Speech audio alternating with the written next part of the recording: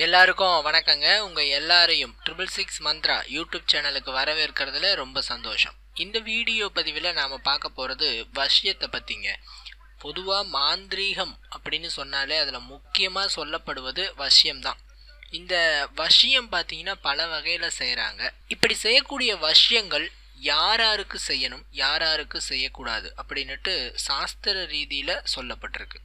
அதாவது ஒருத்தரை நம்ம வசியம் செய்யணும் அப்படின்னு சொன்னீங்கன்னா அவங்களுடைய நிலை என்ன, அவங்க இப்போ எந்த தகுதியில் இருக்கிறாங்க, அவங்களோட சூழ்நிலை எப்படி, குடும்பம் எப்படி, இதெல்லாம் தெரிஞ்சுக்கிட்டு தான் ஒரு மாந்திரீகர் அவருக்கு வசியம் கொடுக்க வேண்டும்.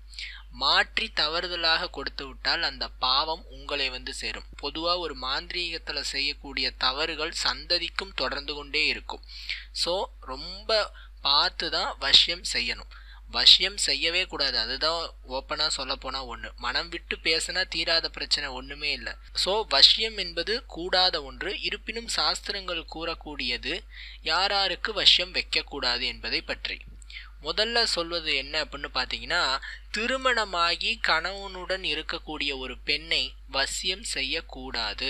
நாம் பார்க்குறோம், அந்த பெண்ணை நாங்கள் காதலிச்சங்க, அந்த பொண்ணுக்கு வேறு இடத்துல கல்யாணம் ஆயிட்டு அந்த பொண்ணை எனக்கு வசியம் செய்யுங்க அப்படின்ட்டு ஒரு ஆண் வந்தாங்கன்னா செய்யக்கூடாது. அதே மாதிரி தன்னை விட மூத்த பெண்ணை வசியம் செய்யக்கூடாது. அது காதல் ரீதியிலும் சரி அல்லது சண்டை சச்சரவுகள் அந்த ரீதியிலும் சரி, நம்மை விட மூத்த பெண்ணை வசியம் செய்யக்கூடாது. அடைக்கலம் தேடி வந்த பெண்ணை வசியம் செய்யக்கூடாது.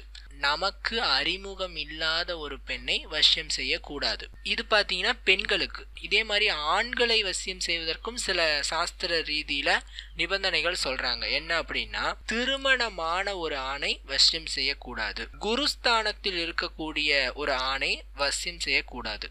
விரதம் இருப்பவர்களை வசியம் செய்யக்கூடாது. இந்த சபரிமலைக்கு மாலை போட்டிருக்கிறவங்க, வேற ஏதாவது ஒரு தெய்வத்துக்கு மாலை போடும்போது விரதம் இருக்கும்போது வசியம் செய்யக்கூடாது. அதே மாதிரி பார்த்தீங்கன்னா அவர்கள் செய்யும் தொழில் அடிப்படையிலும் வசியம் செய்யக்கூடாது. அப்படி அதாவது பூஜை சம்பந்தப்பட்ட தொழில்கள் செய்பவர்கள், மற்றவரை தூய்மை செய்யக்கூடிய தொழிலை செய்பவர்கள், இந்த மாதிரியான தொழிலை செய்பவர்களை வசியம் செய்யக்கூடாது.